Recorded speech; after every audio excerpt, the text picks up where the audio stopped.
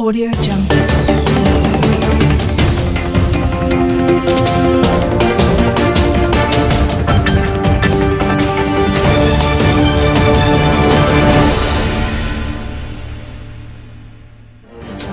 To prevent and stop implementation of action of state governments using their state house of assemblies to enact laws that breach constitutional provisions, as well as Supreme Court judgment of 11th of July 2024 that granted financial autonomy to our local governments in line with the provisions of the Constitution of Federal Republic of Nigeria.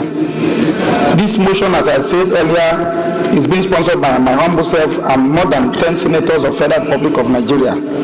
The Senate, being aware that the Section 7 of our 1999 Constitution as amended guaranteed the system of democratically elected local government system, by which the council, local government council, explicitly provides for them in the Constitution for their financial autonomy, both financial and administrative. Further aware that the Supreme Court of Nigeria on July 11th, being Thursday 2025, delivered a landmark judgment wherein they rule that all funds due to local governments in Nigeria, 774 local governments for that matter, from the federation account must be paid directly into the accounts of local government and no longer through state and local government joint account system, thereby affirming the constitutional provision that granted financial autonomy to local governments. This ensured that local government councils operate without undue interference or control from state governments. Senate is aware and concerned that despite these constitutional provisions and the binding decision of the Supreme Court, few state governments through their respective state house of assembly, through their different state house of assembly, seek to enact laws, while some have already enacted laws and continue to take action that undermine the financial autonomy of local governments, thereby breaching the constitutional provision 1999 Constitution as well as the judgment of the Supreme Court. The Senate further concerned that the modus operandi of subverting this financial autonomy of local governments by state government through the House of Assembly is to insert clauses in their state laws that require local governments upon receipt of this federal allocation from federation account to remit all or majority or substantial part of the allocation to a dedicated account, who the state government will keep on controlling, managing, and disburse as they like, using nomenclature like state to local government joint account system, state to local government consolidated revenue, as well as state joint security trust account. Senate acknowledges that local government council are a vital third tier of government, serving as the closest form of governance to the people, and the financial autonomy is critical to the delivery of public services, infrastructure and developmental projects at the grassroots level.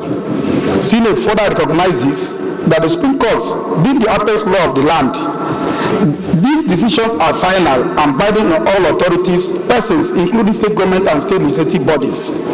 The Senate is disturbed that few of these state governors or state governments continue to manipulate the State House of Assembly to enact laws that violate the financial autonomy of local governments, in direct contravention of our Constitution, as well as Supreme Court decision of 11th July 2025, thereby stifling local government system as well as development in them. Senate is worried that these actions by the state governments and House of Assembly, not all, few of them, if unshaped, will, in words of the Supreme Court judgment, suffocate, kill, and lead to local government in Nigeria going into extinction. Senate accordingly resolves as follows. Number one, all the Accountant General of Federation and Honorable Minister of Finance to withhold the rules of allocation to any local government that goes to contravene this Supreme Court judgment, or undermine this Supreme Court judgment as it concerns the local government system. Two, urge all state House of Assembly to resist from passing or where they have already passed the laws to repeal any legislation that infringes upon the financial autonomy of local government as enshrines our Constitution as well as upheld by Supreme Court. Three, mandate the Attorney General of Federation or advise the Attorney, let me use the word advise the Attorney General of Federation to immediately take legal action against any state government or state assembly found to be in violation of the Supreme Court decision as it concerns the local government autonomy.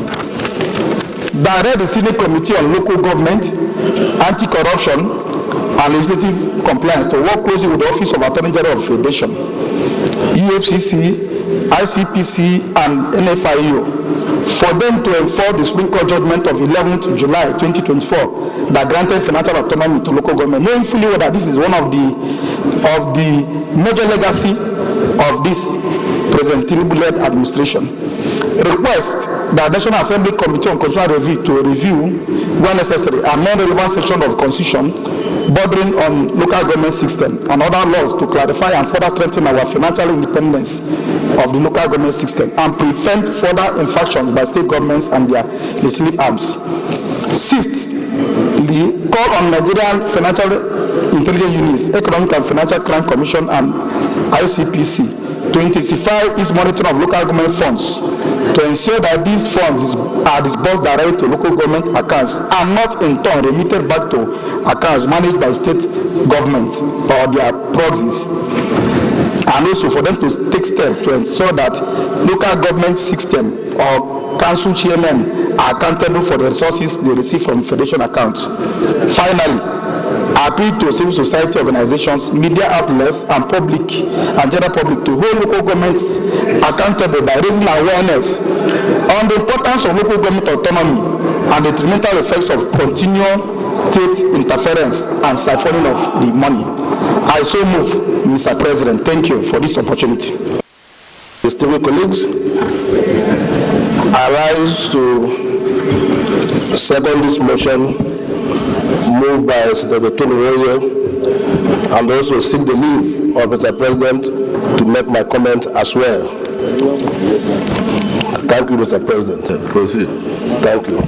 This motion has come at a very right time when the country is yearning for a change of attitude concerning the local government administration in Nigeria. We want to commend the executive for taking the initiative to go to Supreme Court to further guarantee the autonomy of local government in Nigeria. And you can see that the effort of that Supreme Court judgment is also yielding results to the extent that every state in Nigeria is now rushing to conduct local government election to qualify them to get their normal statutory allocation going to the local government. But the law did not say that the states should tamper with the funds going to the local government. It didn't say so. And the Supreme Court didn't also say so. So I want to support this motion by urging the Senate that if there is nothing this 10th Senate will achieve, it is this local government autonomy. I recalled in Kano 2 weeks ago when we had the retreat of constitutional review led by the Deputy Senate President. This issue of local government autonomy was one of the major issues that we discussed. Mr. President, in supporting this motion, I would like to recall that there is urgent need to amend Section 7 of 1999 Constitution as amended to further guarantee the autonomy of local government. This Constitution says that local government is the third tier of government. We have 3 tiers of government in Nigeria: the federal, the state, and local government. So local government should be allowed to exercise that responsibility of a third tier of government. And I believe that is what this nation should be talking about. So in any attempt of any state, House of Assembly, trying to make law that will now mandate this revenue coming to local governments to be controlled by another account before the money goes to the local government, I think is undermining the Supreme Court judgment. So they should allow local governments who have already conducted an election for these monies to be paid directly into the coffers of those local governments. So I believe that, Mr. President, when we come to the prayers, because there are so many prayers, I think the prayers shouldn't be more than 2. But when we come to the prayers, we'll also make an amendment to make it look more elegant. I so support, Mr. President. Thank you, Mr. President. Thank you, my dear and respected colleagues.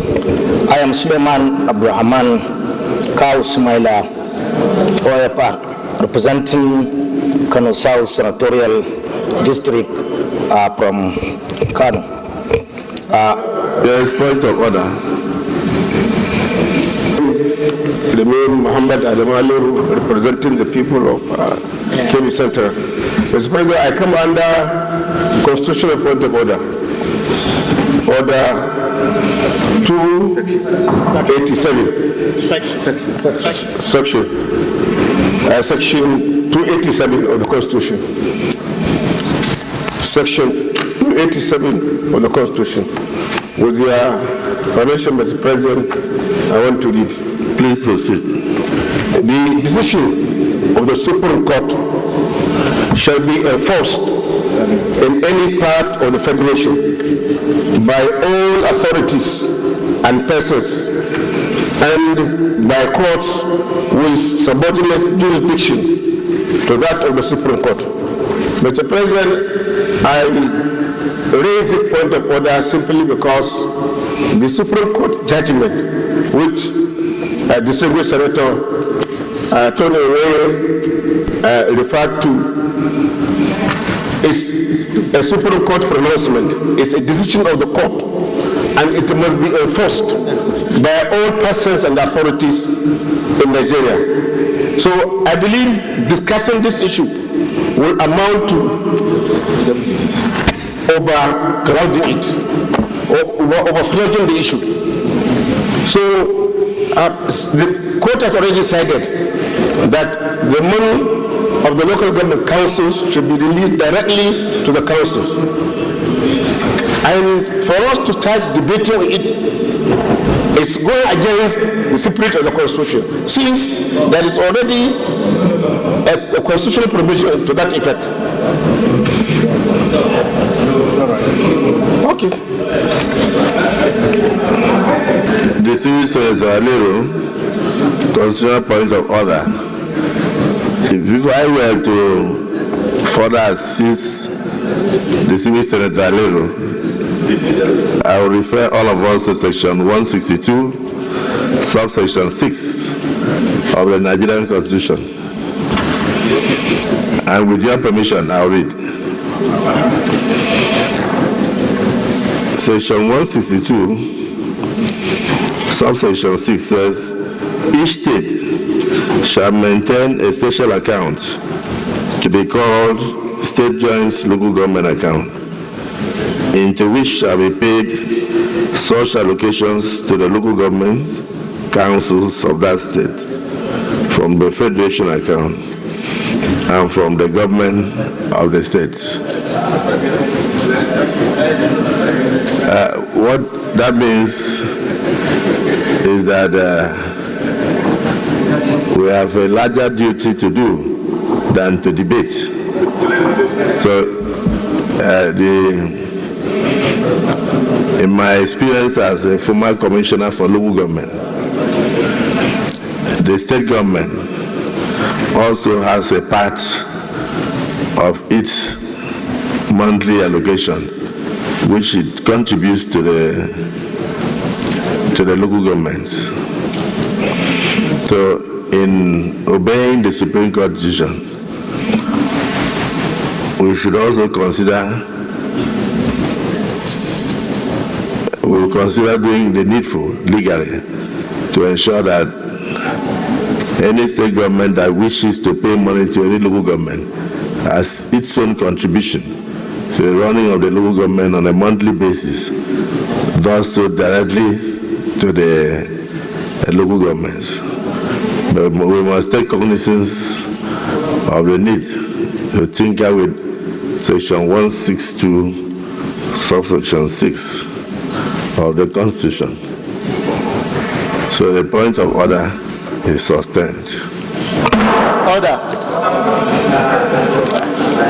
Yes, I'm coming under order 42 of our Senate standing orders. Please read. By the indulgence of the Senate and leave of the President of the Senate, a senator may make a personal explanation although there be no question before the Senate, but no controversial matter may be brought forward, nor any debate arise upon the explanation. The terms of the proposed statement shall be submitted in detail to the President of the Senate when his leave to make it is sought. May I seek your permission, Mr. President? Please proceed. Mr. President, distinguished colleagues, before I presented the petitions before this distinguished House, I needed also to inform the House and the Senate President duly that because of the consistent refusal of some officers and MDAs to attend meetings when they are called to attend our hearings, that I am going to be issuing a warrant of arrest to compel these erring officers to appear before the Senate Committee on Ethics, Privileges, and Public Petitions. So, Mr. President, I will seek your indulgence in this matter to allow the committee to do as is supposed to do in this regard. Thank you, Mr. President. Well, distinguished colleagues, Senator came under Order 42 just to inform the hallowed chambers that he has noticed some consistency in some heads of MDS to appear before the Committee on Public Petitions whenever they are called upon. And he wanted to inform us that he will proceed to utilize the powers of his committee to issue the necessary warrants to compel them to appear. What you are doing is not to ask us for permission. You are only informing us of your intention to do so. So your point of order is sustained. Yes, point of order came under Order 42 just to inform the hallowed chambers that he has noticed some consistency in some heads of MDS to appear before the Committee on Public Petitions whenever they are called upon. And he wanted to inform us that he will proceed to utilize the powers of his committee to issue the necessary warrants to compel them to appear. What you are doing is not to ask us for permission. You are only informing us of your intention to do so. So your point of order is sustained. Yes, point of order. I'm coming. My name is. First of all, you know you have a motion before the floor. So we have to finish with your motion. So, President, I'm coming by Order 42 of our standing rule. If you permit me, I can read, sir. you have abandoned your motion? What about my motion, sir? No, we are on your motion. Okay. Point of order, sir. I want to make a personal explanation on the motion, sir. No, we are on your motion. Let Senator Kawu help you. Okay. My dear respected and distinguished colleagues, I remain Suleiman Abdurrahman Kawu Sumaila, representing Kano South Senatorial District. Mr. President from Kano.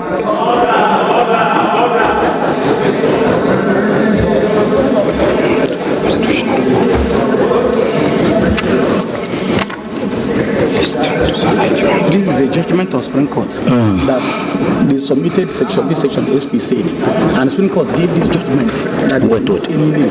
Read it for them. I will. Read it for them.